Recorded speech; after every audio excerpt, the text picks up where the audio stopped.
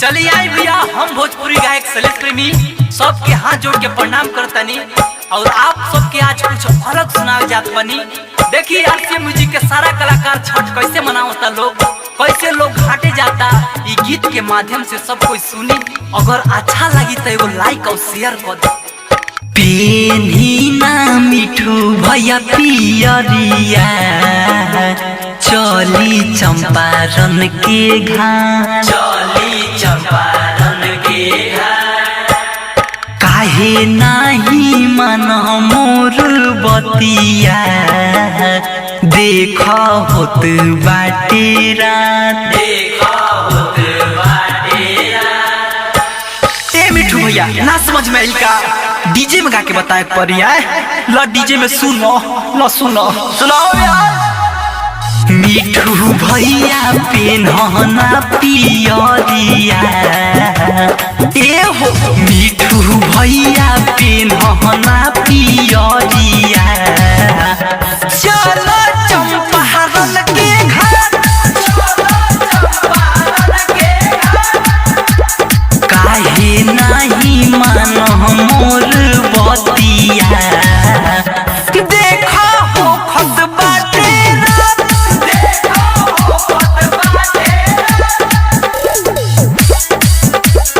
DJ Mukesh Chakiya.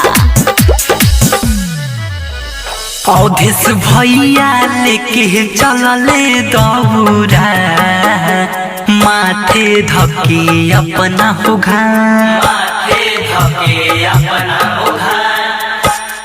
कहाँ लेके चलले वो दौरा, सब पूछे हे बात, सब पूछे हे बात। देखी भैया ये अवधेश भैया की लीला बाटे, अगर समझ में ना आई होके तो फिर से डीजे में बताओ तनी सुनिए। डीजे में अच्छा लगता बाबू, सुनाओ। अवधेश भैया लेके चलले दौरा, ए हो अवधेश भैया लेके चलले दौरा, माथे धके अपना हो घाट,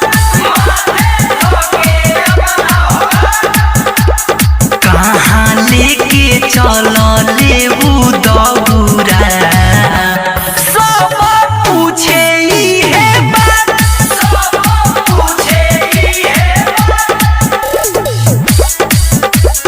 डीजे मुकेश चकिया।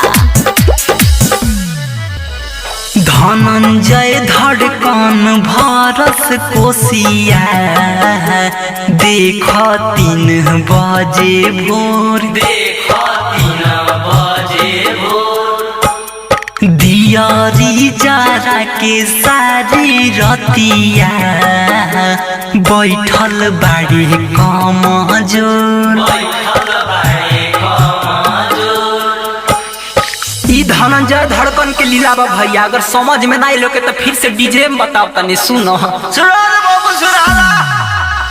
धनंजय धड़कन भरस कोसिया, ने हो धनंजय धड़कन भरस कोसिया, देखो 3 बजे भोर, देखो 3 बजे भोर। दियारी जारा के सारी रतिया, बैठल बाड़े कमजोर, बैठल बाड़े कमजोर।